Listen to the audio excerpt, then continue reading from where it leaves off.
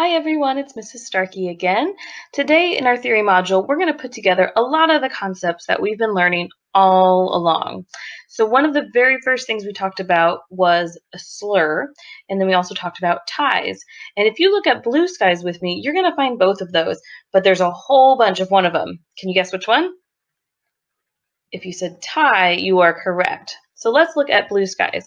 Look right here on the screen with me. I'm going to highlight the ties that I see in green. So I see a short little one here and then a longer one here.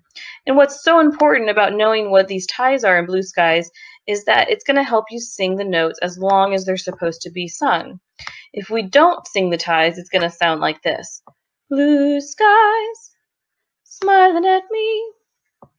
Nothing but blue skies do I see. And while that sounds okay, that's not what the composer meant. When we have these ties, remember we have to hold it out for the whole length of those connected notes. So it should sound more like this. Blue skies smiling at me. Nothing but blue skies do I see. So you're going to hold those notes out. Now let's continue on and look for some slurs. We've got lots and lots of ties going here again, of course. Down here in the alto part or the B part, and up here in the soprano part. And you'll notice that they're all following that same rule, is that they're on the same pitch. They're the same notes when they're ties.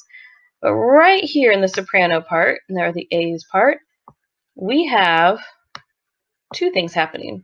Down here, we've got a little tie because these are both A's.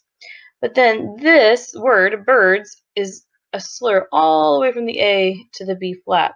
So we do have a slur kind of snuck in there. So that's a little sneaky one you might find as you go along in the music. But other than that, for the rest of the song, really, you're just going to see lots and lots of ties. So hopefully learning about those this week helps you in your music. Another thing we talked about this week was high and low pitches, like solfege pitches, and I wanted to show you, let's start at the beginning again, some really important ones to know. When we start, blue skies smiling at me, look at the difference between this next phrase, nothing but blue skies, this note right here, nothing but blue skies. We have a high note and a low note, right? And that's the way the melody goes for almost the entire song. But if you're a B or an alto, you have something really tricky at the end, and that's where it comes in handy to know the difference between the higher notes and the lower notes, and to look at them on the music staff. So let's go all the way to the end of the piece. Sorry if I'm going so fast through this music, but let's go to the last page. So we're on page 8. Now let's look at this same spot and then compare something for me. Blue days, all of them gone, nothing but blue skies. This note right here is not the same as it was in the beginning. Do you remember how low that first one was? It was blue skies. And this one is not as high and low, it's higher and kind of in between. Blue skies. And it's just the last one that is like that.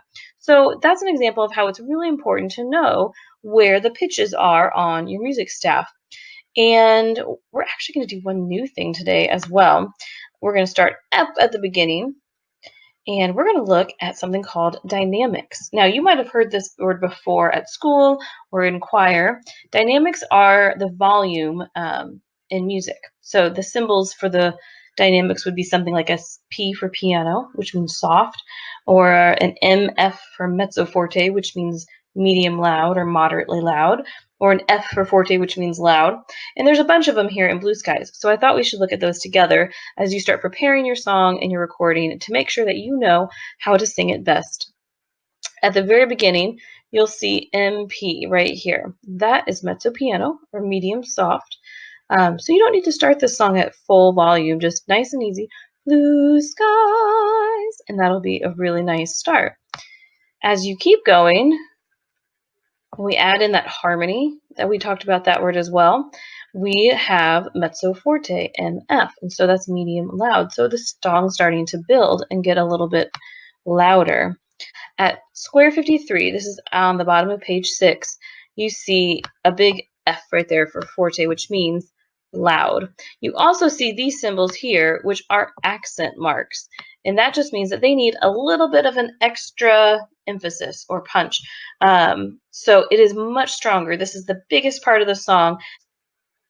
On the last page, we have Mezzo Forte. Do you remember what that is? If you said medium loud, you are correct. Mezzo Forte there. And then we've got this, what I'm highlighting right here, C-R-E-S-C. And that's an abbreviation. Do you have any guesses what that stands for? If you said crescendo, you are correct. And a crescendo means to gradually get louder. So as you're singing the end of this song, you will start getting louder and louder and louder until you see our good old F for forte again. And so the song ends very loudly. I hope that you've had fun this week learning about theory. It's one of my favorite things to talk about, and that you've taken something away that you can use in music in the future. Good luck and have fun singing. Bye.